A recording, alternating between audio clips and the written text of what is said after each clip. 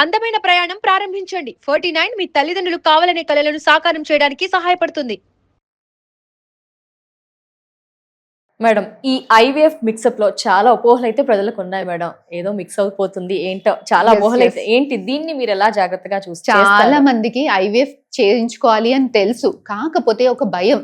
IUI చేయించుకోవాలన్నా, at least IVF చేయించుకోవాలన్నా వాళ్ళకి తెలుసు, కానీ అమ్మో వెళ్తే ఏమన్నా మన గ్యామెట్స్ మిక్స్ అయిపోతాయేమో, వేరే వాళ్ళ శాంపుల్ మిక్స్ చేసేస్తారేమో, డాక్టర్ అమ్మ మంచిదే కాకపోతే బై మిస్టేక్ ఏమైనా మిక్స్ అయిపోతుందేమో ల్యాబ్ లో అని చాలా కంగారు పడతారు. చాలా అపోహలు ఉన్నాయి.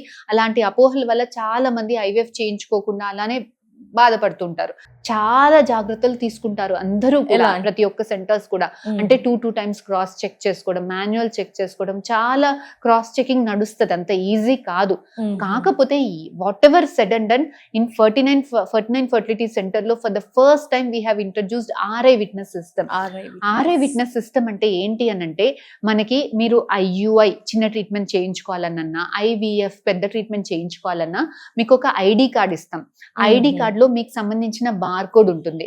అదే బార్కోడ్ మీ ఎగ్ స్పర్మ్ పెట్టే డిషెస్ లో కూడా ఇన్స్టాల్ అయి ఉంటుంది.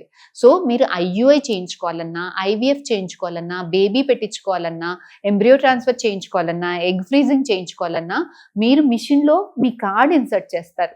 అట్ సైడ్ నుంచి వచ్చేది మీ ఎగ్, మీ స్పర్మ్ హ్యాండ్లింగ్ యూనిట్స్. అంటే మీ డిషెస్ అయితేనే మిషన్ యాక్సెప్ట్ చేస్తుంది. వేరే వాళ్ళ డిషెస్ బై మిస్టేక్ పక్క నుంచి వెళ్ళినా కూడా బజర్స్ మోగుతాయి.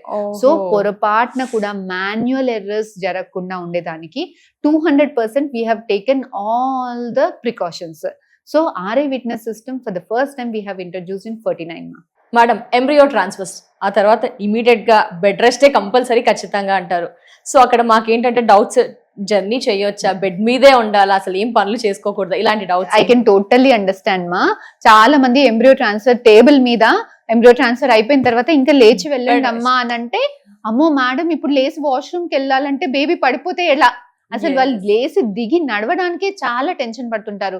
ఇంకా డౌట్స్ అయితే అసలు we can't even imagine. Madam నడవచ్చా, ఇప్పుడు నేను ఇంటికి బైక్ లో వెళ్ళొచ్చా, ఖచ్చితంగా కార్ లోనే వెళ్ళాలా, ఇక్కడ ఏమైనా రూమ్ ఉందా, మేము ఇంటికి వెళ్ళాం, ఇక్కడే 2 రోజులు ఉంటాము, తల స్నానం చేయొచ్చా, వివిధ డౌట్లు అడుగుతారు. మాకు ఖచ్చితంగా బెడ్ మీదనే ఉండాలా అని.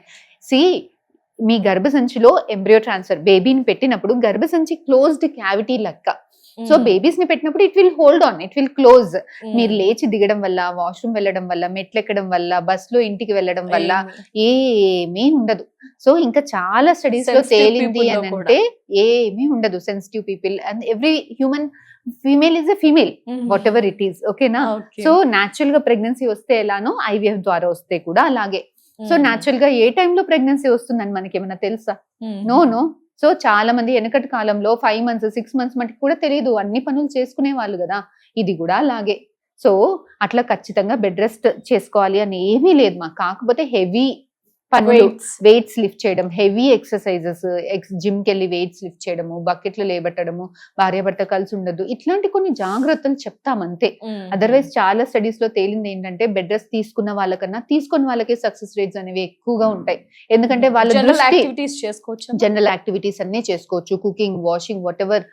వర్కింగ్ ఫీమేల్స్ ని ఇంకా encourage to go to work, because వాళ్ళ కాన్సన్ట్రేషన్ అక్కడే ఉండదా. ఇప్పుడు బేబీ అతుకుతుందా, ఏమైతుంది, నాకు సిమ్టమ్స్ లేవే, ఎంతసేపు వాళ్ళ దృష్టి అంతా అక్కడే.